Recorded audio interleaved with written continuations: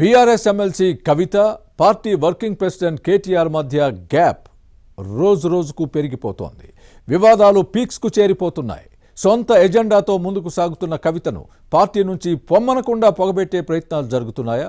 స్థానిక సంస్థల ఎన్నికల్లో బీసీ రిజర్వేషన్లు పెంచుతూ కాంగ్రెస్ ప్రభుత్వం తీసుకువచ్చిన ఆర్డినెన్స్ను కవిత సమర్థించడాన్ని పార్టీ తప్పుపట్టిందా?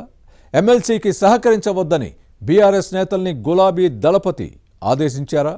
కవిత ఎపిసోడ్పై బీఆర్ఎస్లో అసలేం జరుగుతోంది?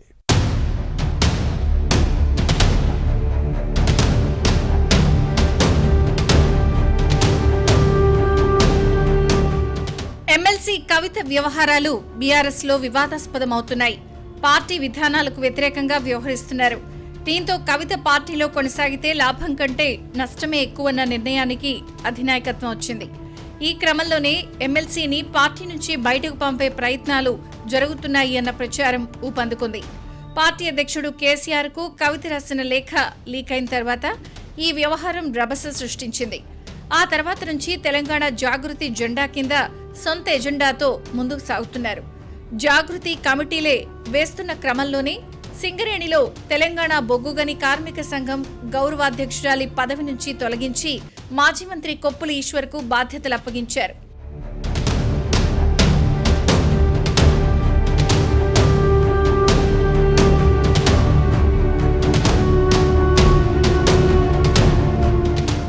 కొంతకాలంగా పార్టీకి దూరంగా ఉంటున్న కవిత స్థానిక సంస్థల ఎన్నికల్లో బీసీ రిజర్వేషన్లను 42% పెంచుతూ కాంగ్రెస్ ప్రభుత్వం తీసుకొచ్చిన ఆర్డినెన్స్ ను సమర్థించి బీఆర్ఎస్ ను కార్నర్ చేశారని పార్టీ అధిష్టానం భావిస్తోంది.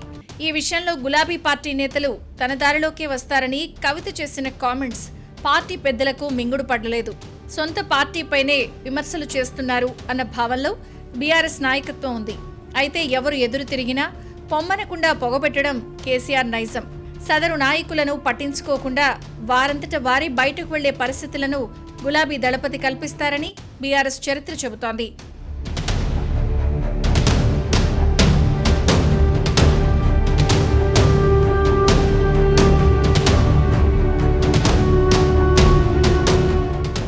గతంలో తనను ధిక్కరించిన ఆలే నరేంద్ర, విజయశాంతి, ఈటెల రాజేందర్ ను కేసీఆర్ బయటకు పంపారు. ఇంకొందరు వారంతట వారే పార్టీని వీడి వెళ్లిపోయారు. అయితే కవిత విషయంలో మాత్రం గులాబీ దళపతి భిన్నంగా వ్యవహరిస్తున్నారు. ఎమ్మెల్సీని సస్పెండ్ చేయలేక తనంతట బయటకు వెళ్లే వాతావరణాన్ని సృష్టిస్తున్నారని పార్టీ వర్గాల్లో వినిపిస్తోంది. ఇందులో భాగంగానే పార్టీ నేతలను కవిత కార్యక్రమాలకు దూరంగా ఉండాలని మౌఖిక ఆదేశాలు ఇచ్చారని సమాచారం. సొంత కూతురు కవితను సస్పెండ్ చేస్తే తలనొప్పని, అలాగని ఈ ఎమ్మెల్సీపై మాట్లాడకుండా ఉంటే ప్రత్యర్థులకు అవకాశం ఇచ్చినట్లు అవుతుందన్న భావంలో కేసీఆర్ ఉన్నారు. ఈ నేపథ్యంలోనే దూరం పెట్టడం ద్వారా కవితకు బీఆర్ఎస్ పార్టీ విలువ తెలుస్తుందని కేసీఆర్ భావిస్తున్నారని పార్టీ వర్గాల్లో వినిపిస్తోంది.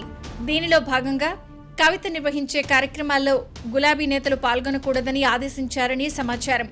ఎమ్మెల్సీ కవితకు గులాబీ జెండాకు బంధం తెగిపోయినట్టేనని భావిస్తున్నారు.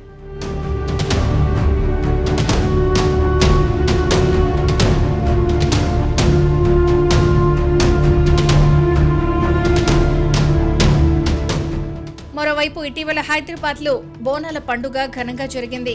పలు ఆలయాల్లో జరిగిన పలహారం బండ్ల ఊరేగింపు కార్యక్రమాలకు కవిత హాజరయ్యారు.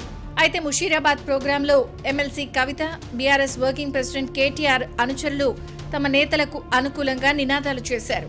దీనిని పరిశీలిస్తే ఇద్దరి మధ్య గ్యాప్ బాగా పెరిగిందని భావిస్తున్నారు.